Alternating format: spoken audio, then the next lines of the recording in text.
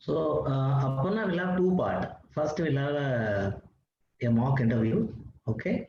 Then probably 20 to 30 minutes. Then we'll have a discussion for 15 minutes.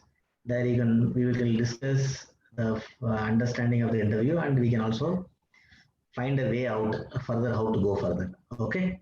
Is it okay? Yes, sir. Okay. Here and there you have to say yes. Otherwise, I don't know whether you are hearing. I Yes. am connecting. Okay. Done. So tell me about yourself. Sir, I'm an architect and an urban planner. I graduated from my master's degree in 2019. And after that, I completed a one-year fellowship program with the Smart Cities Mission Government of India, where I worked with Faridabad Smart City to develop an innovative solution for data management. And I belong to Tamil Nadu, but I've lived in several cities across India. Presently, I reside in Gurgaon, Haryana. Yeah. What is that smart city scheme? Tell me that smart city scheme. So the Smart Cities mission was launched as a national mission in 2015. And the goal was to improve the ease of living indicators and create better quality of infrastructure for citizens across India. And as a part of this program, 100 cities were selected as lighthouse cities. Basically, innovative solutions were created at these cities, and they were set up as examples for the 4,000 other cities in India could emulate them. This is the goal of the mission. What are the activities like? What is the total budget allotted last year? And what are cities in Tamil Nadu and Bangalore, Karnataka covered in this? What exactly the work did? Like what is the core work done? Something like drainage, water, like that, roads. What is that exact work? So the first question, I'm not exactly aware of the specific numbers related to it, but in Tamil Nadu, there are 13 cities and Karnataka also has 11 smart cities selected. Chennai is one of them. Bangalore is also a smart city. And the core work programs in smart cities revolves around transport, water systems, etc. But the objective is really to use digital technology to improve the quality of these services. So in several cities across India, they set up integrated command and control centers, which are basically overlap of physical infrastructure and digital technology. This is really the uniqueness of this mission. Now, how many years now the smart city scheme is rolled on? Almost 7 years. So Yes, have sir. you personally found anything smart there so far? You are traveling here and there, like throughout India. For example, your home mother town, Trichy. So Trichy is also smart city. So Yes, sir. when did you visit Trichy last time? So the last time I visited Trichy was about 10 years ago, sir. I've not been there after that. That before announcement of smart city, you were there. Yes. Now, if you come and see in Trichy, what do you think you will see in Trichy? Like, what are things you feel like, okay, because of the scheme, this is all visible now in Trichy? Something like that. What is your expectation at least? Are you getting my point? If you come to Trichy now, what is that you will expect visible in Trichy? Yes, sir. Sir, I think I could classify it on three different sectors. The first one, I would say that there has been there may be a significant investment in physical infrastructure. For example, the roads, quality of sewerage, drainage, storm water drains, etc. And also there may be, the second point may be that there is a significant infrastructure in integrating digital technology with infrastructure. For instance, maybe in solid waste management, there has been use of Internet of Things devices, which are able to track the amount of waste that is collected. And the third thing I think would be the citizen engagement aspect of smart cities. So I think people are more aware of how urban development should take place and how infrastructure planning should take place. These are my three expectations. Okay. So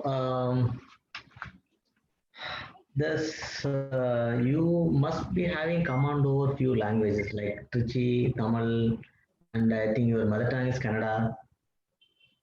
Yes, sir. Kannada, and mother is English language professor. So among these four languages, probably you're living in Nagpur and Delhi, so Hindi. So among these four languages, which you feel like very friendly to humans? Very friendly to humans, sir. You I think it would depend on the region, like sir. our human system. You learn anthropology also. So this language, this is very, very good, very friendly, very good. This must be a nice language like that. Uh, Sir, I would say that Tamil language is definitely one of the most important languages that I've learned in my life because it has a very unique history, a very ancient language. So I think this is something that everybody No, no, should have the I'm opportunity to saying, experience. I'm saying usage wise. Like when you use this all languages, which you find some people say Sanskrit has more friendliness to the computers. Something like that I'm asking, at usage wise. Sir, in that way, I think English is the easiest to learn and probably the most easy to use.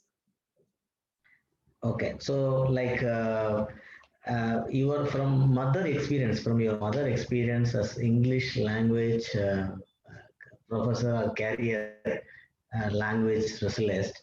What is the feeling like in last 70 years? How do you feel that English language essentiality in India has come down or gone up? Essentiality of English language has come down or gone up? Sir, I think definitely it has gone up, sir.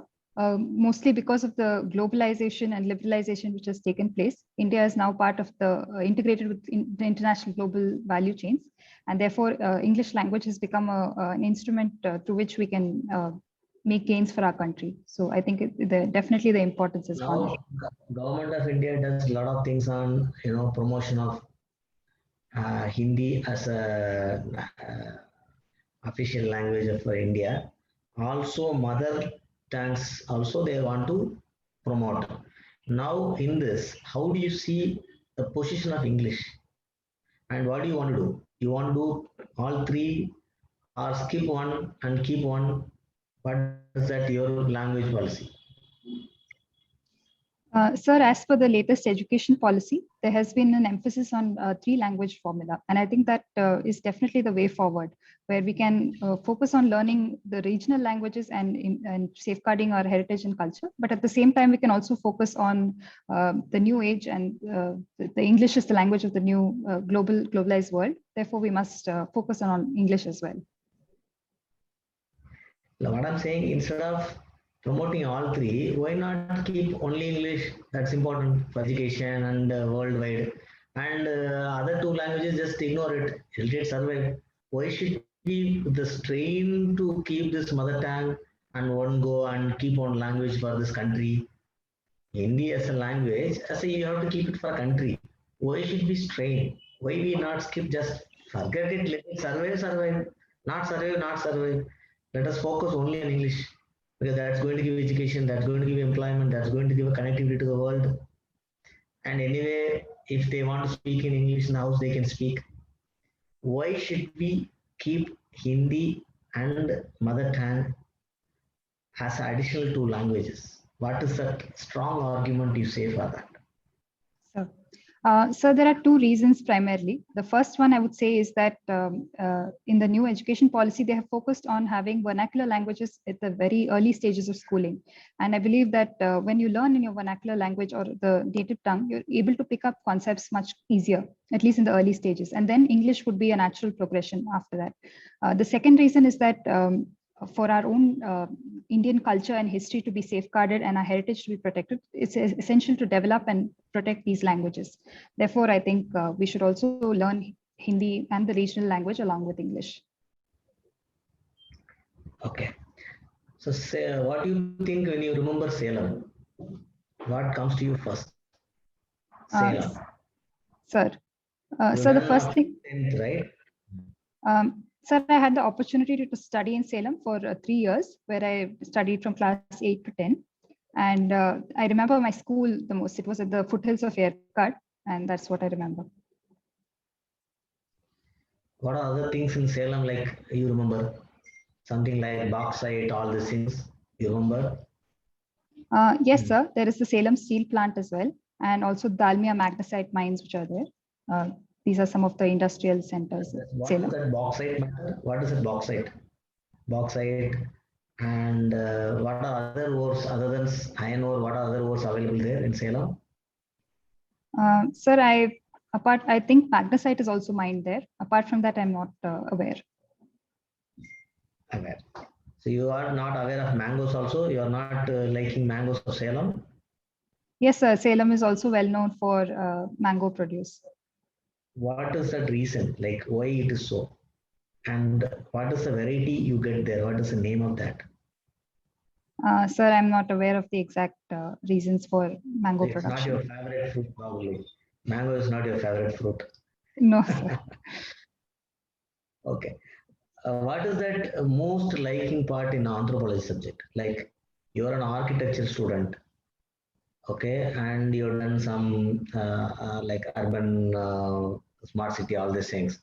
But in anthropology, what that connects an architecture student with an anthropology?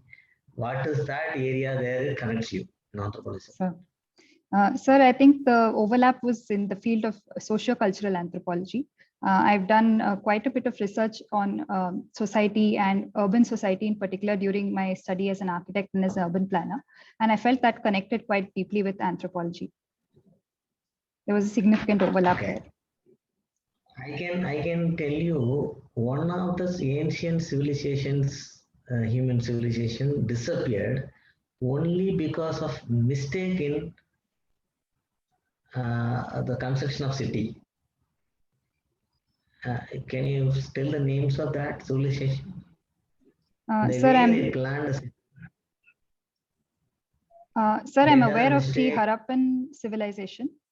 They had very large urban centers, and even in Mesopotamia, there were several large urban centers. These were two civilizations. But how they disappeared, it's not because of the way they constructed city. That reasons may not be there. That what is the reason they disappeared? You know that? Harappan? So it is claimed that there was a change in the water patterns that were in that particular area, and therefore people migrated, and then the centers reduced. Yeah, so none of the theories point out the way it was constructed, right? But I'm saying there is one civilization where there is a theory indicates the way they constructed a city caused their disappearance. Do you remember what is that? No, sir, I'm not aware. How this Mayan disappears? Mayan civilization? Sir, I'm not aware of how it disappeared, but I will read up on this. What is that? They used some particular material to make their walls stronger, and that material, the way it was, extrapolated, it is gone into the water and made the water poisonous. Is a theory you are aware of? This theory are you aware of? No, sir, I'm not aware of this. Okay. Just you have to recap that. Yes. What is that other interesting anthropology subject like you like other than this? What is that other anthropology subject? In anthropology, what is the other area you like most? Sir, I felt that archaeological anthropology, particularly the study of Harappan civilization, was quite interesting, sir.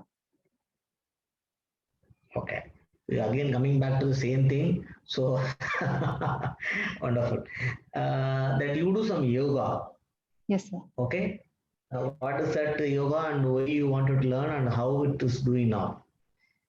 And do you think yoga can cure? Sorry, sir, I didn't hear the last part of your question. Can yoga cure your COVID-19 or COVID-20? Sir, I began. Sir, I practiced yoga for a few years now, and particularly I'm practiced the Sivananda School of Yoga, which has a special set of 12 asanas, which are practiced in a particular order. And this yoga focuses not just on the physical exercise, but also on the breathing patterns and also on meditation, proper diet, and a proper positive mindset. So it's a holistic practice and a way of life, essentially. And I think yoga can help prevent and also post you're cured from COVID, it can help recovery. But I doubt it can help in curing COVID itself. Okay. When you do a yoga, that what is that impact on the body specifically? For example, I do exercise.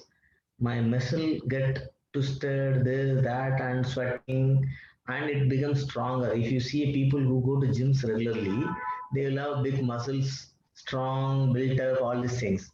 That how so it is visible in the body. They do workout and it is visible in the body. In yoga, how it is visible in the body? Is it any particular impact? You can measure it. Are you getting my point? Could you measure it visibly or scientifically? That what is that impact happens on the body? Sir, yes, sir. So I think there are a few things which I have personally experienced and which I can recount from my personal experience. The first one is that definitely there is an improvement in the flexibility in the body. The second one would be improvement in the stamina, the endurance levels increase. And the third and most important thing is that your focus levels and concentration levels increase. So all these things can be measured scientifically and empirically. You can prove that there's an improvement. Same, for example, in there has been a scientific experiment conducted with a Buddhist But monk you who is. cannot repeat. Recently, there was a scientific experiment conducted with a Buddhist monk, and it showed that years of meditation have improved his concentration levels. So such things can be measured. Even for a Buddhist monk, the meditation has to come to increase his concentration level. If a normal human being, I appreciate. For a Buddhist monk means he's already a monk, and we need another level of concentration. Sir, it was showed that his practice of meditation over the years has helped him improve his concentration. What does that meditation Buddhists normally do? What is the name of the meditation? Sir, I have heard of Vipassana meditation, but I am not aware of any others. Vipassana is a Buddhist tradition. Do you know the history of Vipassana? Who practices basically? Is it from India? Sir, from what I am aware, it was practiced by Buddhists, and recently it has been revived by a Buddhist scholar who has recently passed away. He's from Myanmar, and now there are several centers for Vipassana across India and the world also. Like, is there any difference between meditation of Buddhist and the early Hindu tradition? Like what is taught by Bhagavad Gita, and there is one by Maharishi Mageshwari, and there is one by Ramachandra Mission. What is the basic differences? You know that? No, sir, I'm not aware. Okay. So what is the news item today in the paper? Sir, I was reading the newspaper, but I didn't have a chance to go through it fully today. Okay. What is the recent news that, like you felt something interesting? What is the recent news today, yesterday, or day, like the previous last week? What is the news that disturbed you, or you thought about it, or what is that? Yes, sir. Sir, I've recently been following the change in the monetary policy, and I think that is quite interesting. It's been happening. What is that interesting? Sir, Monetary policy, what is the change and what is it? Sir, taking into account the inflation, projected inflation for the following coming years, the RBI has taken an accommodative stance and has said that the liquidity must remain high for investment to improve and demand to improve. So what are the policies, fiscal, monetary, what is it, how do you classify, how do you explain that? So the most simple way to classify it is that the monetary policy focuses on the supply of money within the country, and it is taken care of by the central bank, the RBI. And the fiscal policy focuses on the other side, the income and the expenditure side, and the government of India, particularly the Ministry of Finance, looks after that. So when they do the monetary policy, will RBI discuss with the government? No, sir. I think there is a monetary policy committee which takes an independent decision. No, monetary policy committee is only made up of RBI, or it's also has a government members?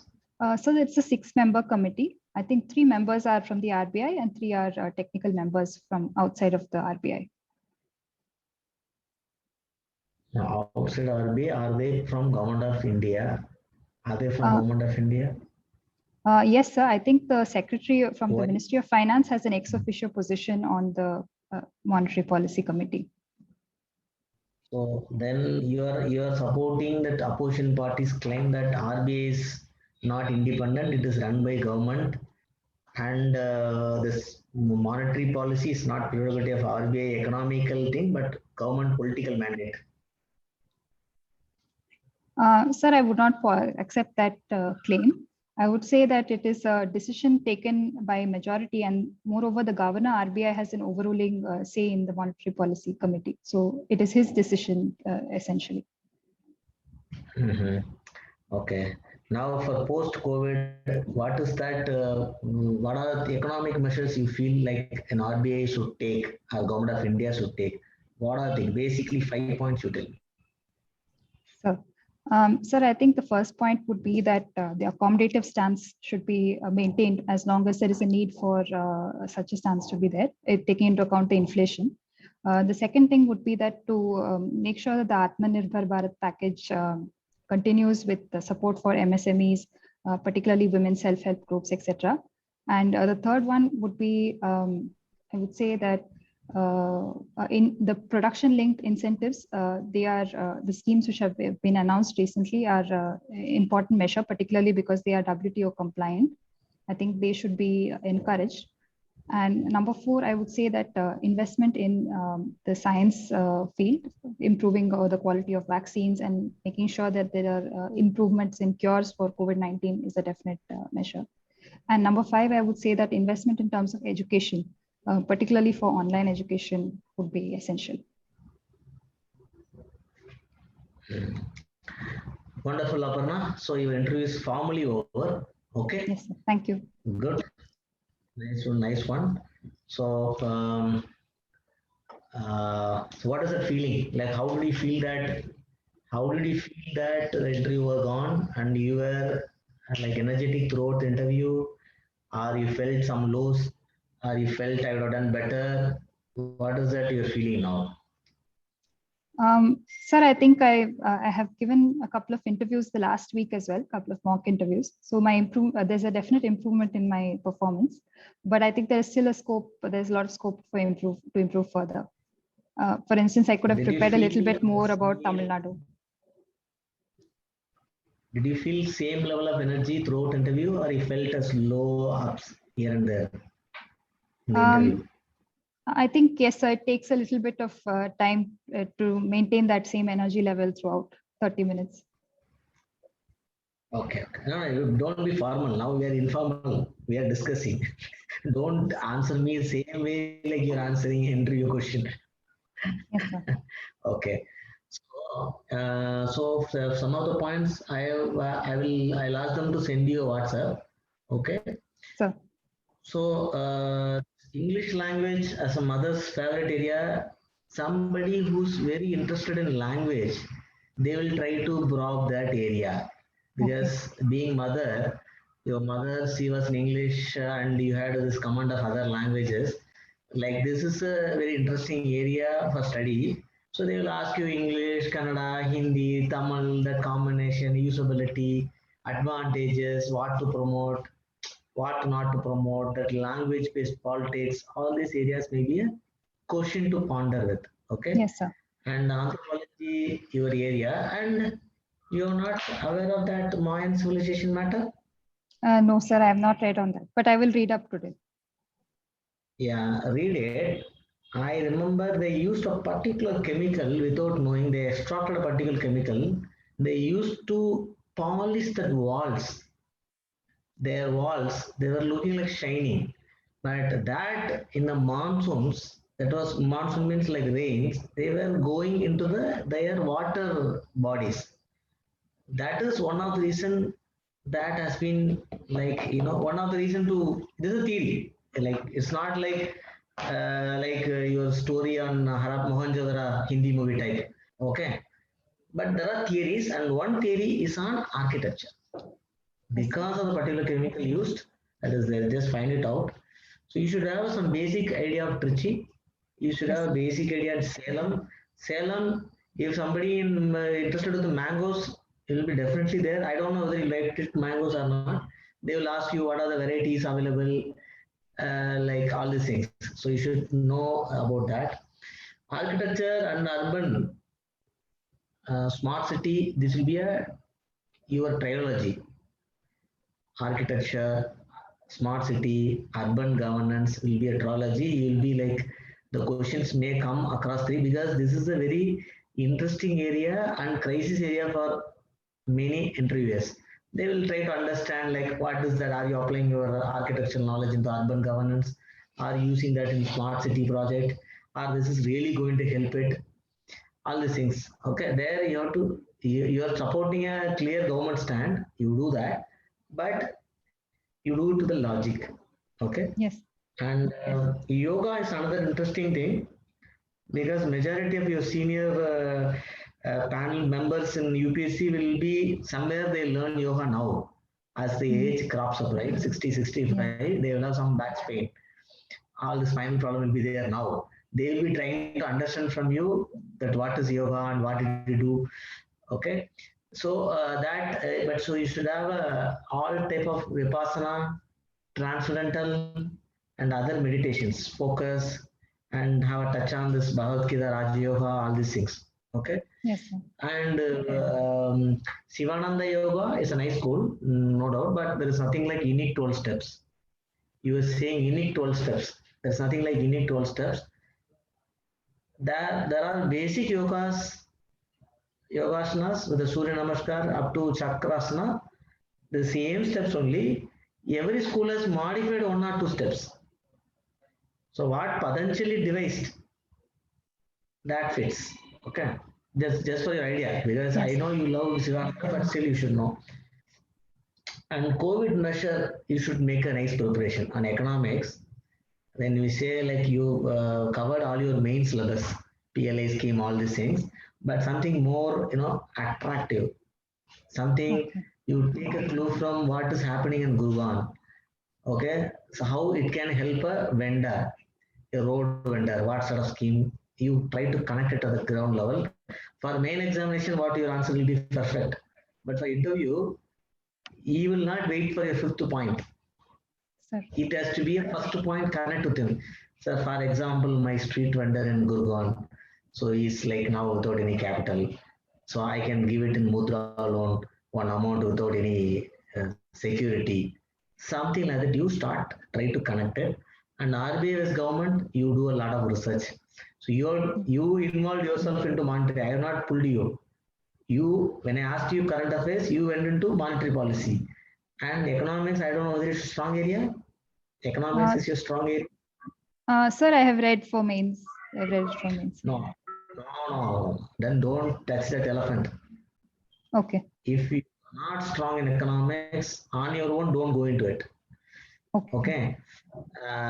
Because they may go into monetary policy, then they'll go the basis points, then they'll ask you this debate on RBI government, then exactly what was the basis point last year. Now the issue is not on inflation, madam.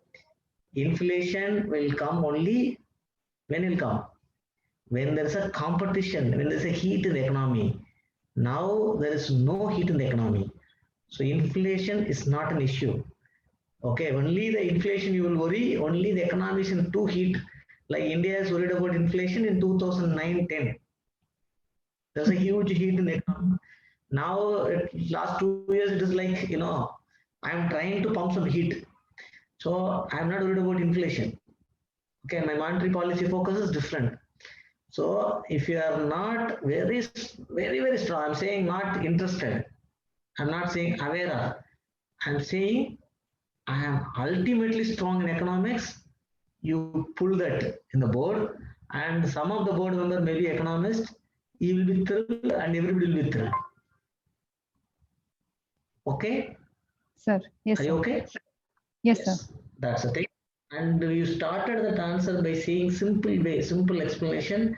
The board members will have a bigger ego. They will say, who are you to explain in simple terms? As if I cannot understand a complex matters.